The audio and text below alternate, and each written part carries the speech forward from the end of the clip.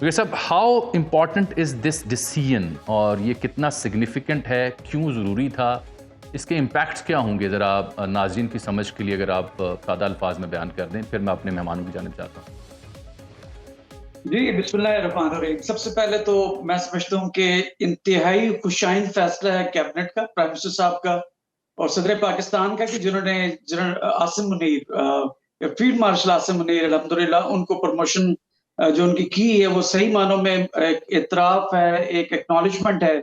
जो ऑपरेशनल बुनियाद मसरूर के तहत जो हमने अभी किया है, उसमें जो 1965 के अंदर हमने 3 से 4 हफ्ते में जो ऑपरेशन या स्ट्रेटेजिक ऑब्जेक्टिव्स को अचीव किया था, वो फील्ड मार्शल आसिम मुनीर साहब की कायदाना सलाहियतों, उनकी ऑपरेशन को कंसीव करना, उसको इम्प्लीमेंट करना और फिर सस्टेन करना।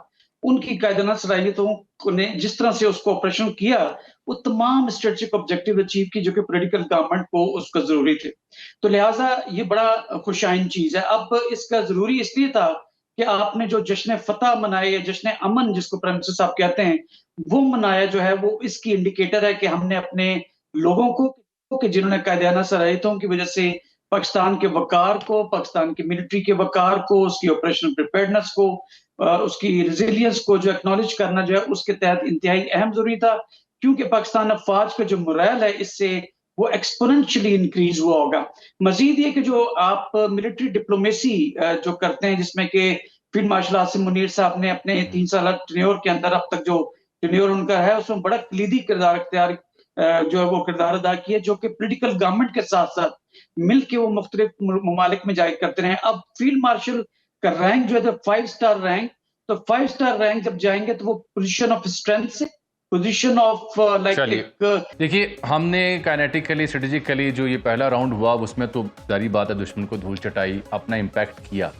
फील्ड मार्शल की तैनाती भी हो गई, इम्पैक्ट अच्छा गया, ज़बरदस्त हो गया, उस पे तमाम मेरे मेहमानों ने भी अपना फीडबैक दिया और पॉजिटिव दिया, जो कि खुशाइंद है। जेल से भी अच्छी खबरें आ रही हैं, वो भी सीज़फायर चाह रहे हैं, खान साहब भी। But now comes the most important stage brigade साहब, और वो डिप्लोमेटिक मनूवरिंग है। इंडिया भी उसके ऊपर गामजन दिखाई देता है तेज़ी से।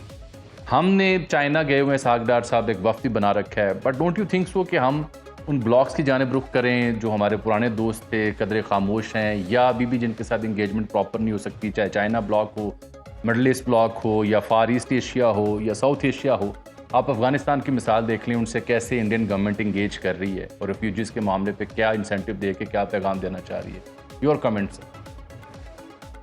जी, बिल्कुल देखिए, डिप्लोमेसी नाम ही एंगेजमेंट का है। पाकिस्तान ने सीटो सेंटो का ज़रूर जो है हमने उसमें हिस्सा बने थे, लेकिन अब हम तमाम एग्स एक बास्केट में नहीं रखे हुए। अभी भी इसाक डार साहब जब चाइना गए हुए तो ट्राई पार्टी वहाँ पे जो है नेगोशिएशंस या बातचीत हो रही है, इसमें अफ़गानिस्तान भी शामिल है। रशिया भी आपके साथ जो है वो फ्रेंडली रिलेशनशिप में है। मिडल ईस्ट में देखें सऊदीया की जिस तरह एक्नॉलेजमेंट की है डीजी एसपीआर ने, टर्की आपके साथ खड़ा है, ईरान ने बड़ा खुल के आपके हक में स्टेटमेंट्स दिए हैं, बाकी भी तमाम इस तरह से। ट्रंप हम सब बेहतर जानते हैं कि जिस तरह उसने पाकिस्तान की तारीफ की, मिलिट्री की तारीफ की, हमारे लोगों की, हमारे कौम की तारीफ की, तो वी हैव नॉट केप्ट तमाम एग्स इन वन बास्केट। और अभी हमने बिलावल भुट्टो साहब की सरबराही के अंदर दीगर पॉलिटिकल पार्टी से भी जो अच्छे डिप्लोमेटिक मिशंस में पहले भी अपनी कारकर्दगी दिखाते रहे हैं, तो उनके ऊपर बेस करते हुए हमने एक टैंजिबल टीम बनाई है, जो डोजियर्स लेके जा रही है with regard to the Indian जो एट्रोसिटीज़ हैं कश्मीर में थ्रू अफ़गानिस्तान हमारे साथ जो वो दहशतगर्दी करते हैं, तो तमाम चीज़ें हम लोग डिप्लोमेटिक मैनूवर्स कर रहे हैं। और ऑपरेशन बुनियाद मरसूस से के दौरान भी आपने देखा होगा कि हमारे जो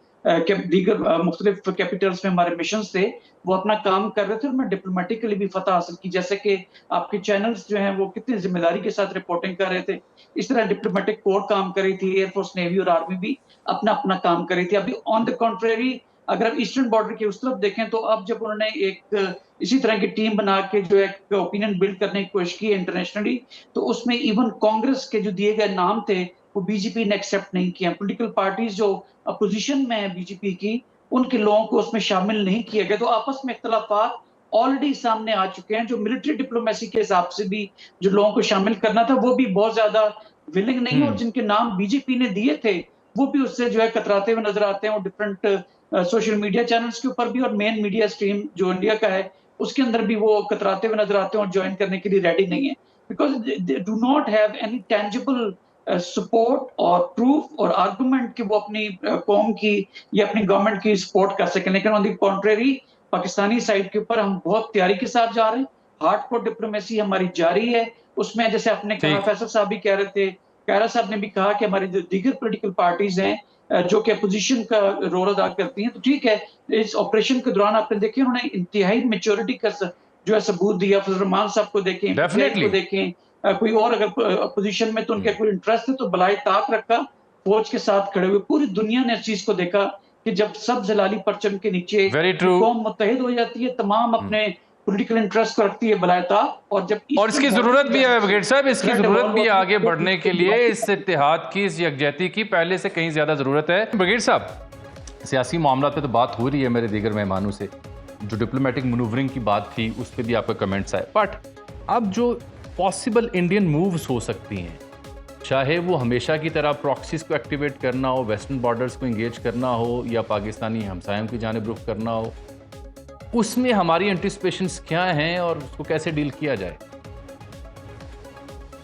जी बिल्कुल, इंडिया का जो एक मिस परसेप्शन थी ना उनकी स्ट्रेटेजिक रेलेवेंस की, वो तो ज़ाहिर है पिट गई इस वक़्त, लेकिन फिर भी उस पर प्ले करने की कोशिश करेंगे। डिप्लोमैटिकली वो फेटअप में पाकिस्तान के खिलाफ कर सकते हैं, लेकिन उसके लिए उसके अमेरिकन्स की ज़रूरत होगी, जो अमेरिकन्स की इसका सपोर्ट इंडिया के साथ नहीं है, क्योंकि लोकसभा के अंदर भी जैसे ट्रंप को मलाइन किया गया और अमेरिकन्स ने जो क्लेम किया कि एसएलसी कराई है, उसको टोटली डिनाई किया गया। तो डिप्लोमैटिक लेवल के ऊपर अगर अपनी स्ट्रेटेजिक रेलेवेंस को इस्तेमाल करना चाहते हैं तो शायद वो ना कर सकें।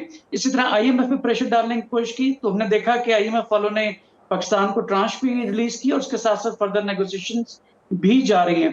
प्रॉक्सीज यस, बिल्कुल अफगानिस्तान की सॉइल के थ्रू टीटीपी के एलिमेंट्स को और बीएलए, बीआरए के एलिमेंट्स को वो उसमें इन्वेस्ट कर सकते हैं, और वहाँ पे रहते हुए जो तालिबान के स्लीपर सेल्स हैं, अगर पाकिस्तान में कहीं एग्जिस्ट करते भी हैं, तो उनको ठीक। यूज़ करते हुए ठीक कश्मीरी है, लीडरशिप चलिए को वक्त या कम है, हमारे मैं बाकी लीडरशिप मेहमानों से को भी हाँ, बात कर लूं इस मौजू पे।